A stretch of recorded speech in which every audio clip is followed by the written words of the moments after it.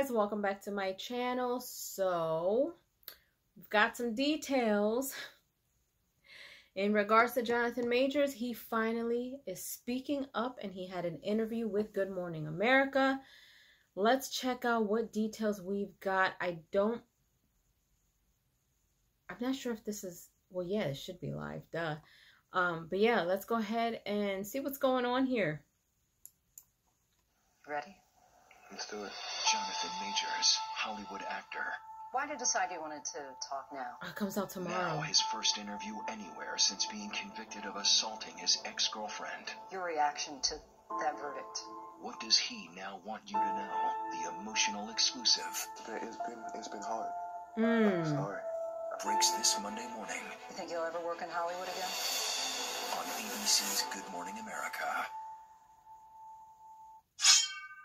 So as you just saw, Jonathan Majors is going to be doing an interview with Good Morning America this upcoming Monday. That will be January 8th, which is tomorrow. And apparently he's going to be talking about everything from being arrested to going to court, being found guilty of assaulting his ex-girlfriend, Grace Jabari, to getting fired by Marvel Studios. This is all apparently coming out in this interview that is being conducted by Good Morning America, which is very, very interesting because Marvel/Disney are the ones who fired him, yet Disney owns Good Morning America. Disney is the parent company of ABC News and Good Morning America, so it's very interesting that they would fire Jonathan Majors but then allow him to have his own segment on Good Morning America, his own interview, talking about everything that happened. Now, of course, we're talking about this because it ties into him being Kang the Conqueror, or at least he was Kang the Conqueror. Now, obviously, he's not. Marvel Studios has fired him, but one of the biggest questions that people have been asking since he was found guilty and since he was fired by Marvel is, what if he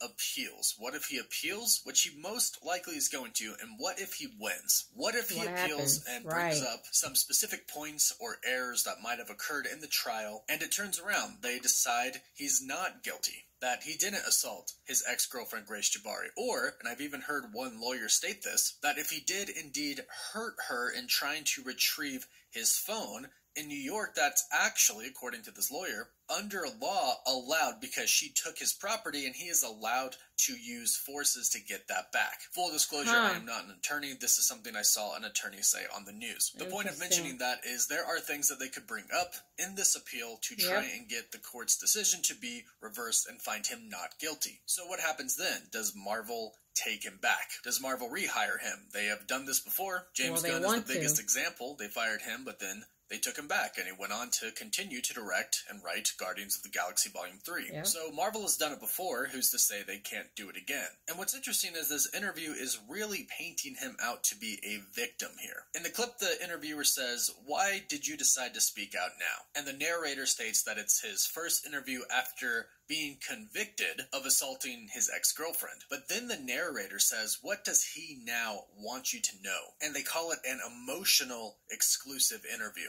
And of course, this is put on by his PR team, right? This is a part of the plan. They are trying to essentially do anything and probably everything they can do to save his career. Before he was even found guilty, he had been dropped by his management company, his PR company, he lost commercial deals, and ultimately he went on to be fired by Marvel Studios. So obviously the trajectory here of his career is that it is going away, that this is the end of his career. So this is definitely put on by his PR team to try and salvage anything that they possibly can and tell his side of the story, because he never testified in court. He never said anything. He didn't take the stand, not one time. So now they're basically stating that he's going to tell us his side of the story. And what is the purpose of this? Well, like I mentioned, it's to salvage his career. And I wouldn't be surprised if he actually announces in this interview that he is going to appeal. But this segment, this interview, is most likely to try and get the public's opinion kind of back to favor him again. He's most likely going to talk about how his career has essentially been ruined because of this. Now, the last question that the interviewer asks is, do you think you'll ever work in Hollywood again? Which, of course, we know he wants to. He was in the prime of his career when this all happened.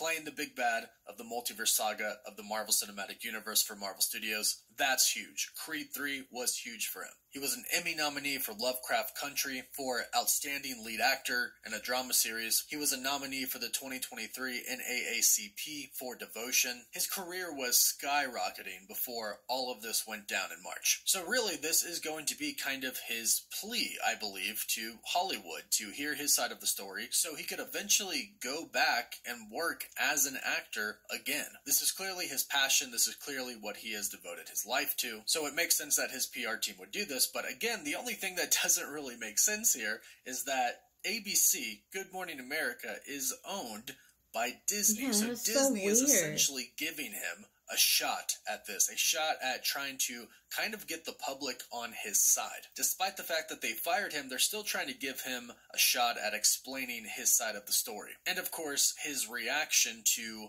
the trial and the arrest and everything. Because again, since he got arrested, we really haven't heard anything from him. Right. It's all come from his legal team. His lawyer was the one that continued to state that he was actually the victim in this, but he himself hasn't really spoken up. So as advertised in this Good Morning America clip, this is really going to be the first time that he's spoken up about this entire situation kind of since it's happened. And what's interesting is I've heard a few people already mention this online, that this could be really a part of Disney's plan so they could ultimately go on later down the road to recast him as Kang the Conqueror. There have been a lot of reports recently stating that Marvel Studios is looking to recast Jonathan Majors as Kang the Conqueror, which is obviously true. But we've heard a lot of reports recently that state that Marvel Studios has actors in mind who they want to play and could have already possibly met with them. But Justin Kroll from Deadline tweeted this a couple of days ago on January 5th. He said, "See a lot of who will play Kang next, and here is a top contender for Kang comments this week. And all I'll say is this. Don't expect that news anytime soon. There will be plenty of Marvel breaks in the coming weeks on various fronts, but don't hold your breath on that one." He continued to state,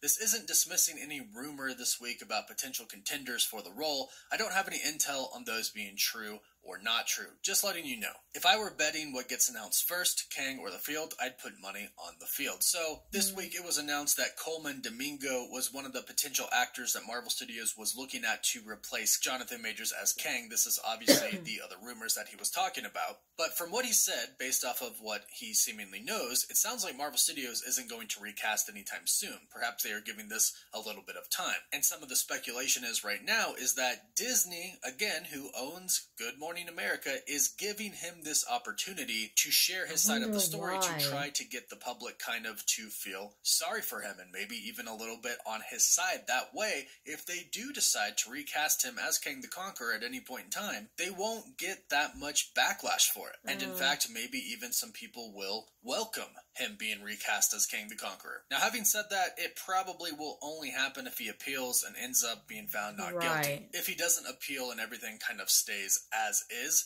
Marvel Studios most likely won't rehire him. But again, a lot of people are really pointing out the irony of essentially Disney firing him, but then allowing him to tell his side of the story. And it is certainly interesting, and I am very curious to see what is going to be said and what is going to come to light in this interview that is going to happen tomorrow. I'll definitely be covering it, so be sure to subscribe and hit that notification bell so you don't miss out on that video. And of course, we're doing our monthly giveaway for a chance to win Xbox Series X, a PS5, Marvel Legends items, or some DC items. All you gotta do is subscribe and leave a comment down below. You can find us on Instagram and Twitter, and as always, thank you all so much for watching. Woof woof.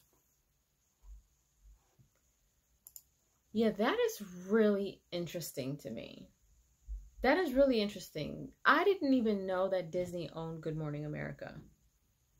So Disney owns Good Morning America, but they're letting Jonathan Majors go on and do this exclusive interview on Good Morning America. That's weird. And if it's for him to tell his story, my thing is, why is he just now telling his story, and why didn't he testify when they were in court? That's another question that I have.